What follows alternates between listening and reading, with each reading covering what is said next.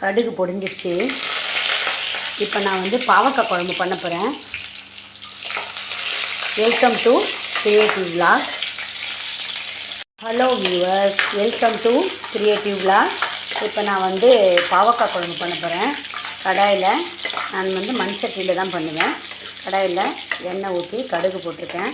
பெரிய வெங்காயத்தை வதக்கிடுறேன். எப்பவுமே பாவக்காவை வந்து எண்ணெயில் தான் வதக்கணும்.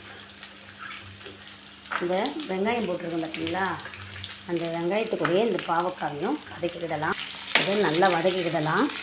இதோட இது வந்து சாம்பார் வெங்காயம் அரைச்சி வச்சுருக்கேன், அதையும் போட்டுக்கிடலாம்.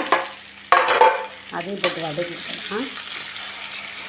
தக்காளி எல்லாத்தையும் போட்டு நல்லா வதக்கலாம். உப்பு போட்டுக்கிறேன், குழம்பு மிளகாத்தூள், காஷ்மீரி சில்லி பவுடர், தண்ணி ஊற்றிக்கிடலாம். வேகட்டும். ஓரளவு வெந்துச்சு. எல்லாம் ஒன்றா போட்டு வேக வச்சிட்டேன். இனிமேல் புளி ஊற்றி இறக்க வேண்டியது தான். புளி ஊற்றிக்க வேண்டியது தான். சுவையான பாவக்காய் குழம்பு தயாராகிடுச்சு. நீங்களும் இந்த மாதிரி செய்து சாப்பிட்டு பாருங்கள். இது நல்லா கொதிக்கட்டும். கெட்டியான பதத்துக்கு வந்த பிறகு ஸ்டவ் ஆஃப் பண்ணிடலாம்.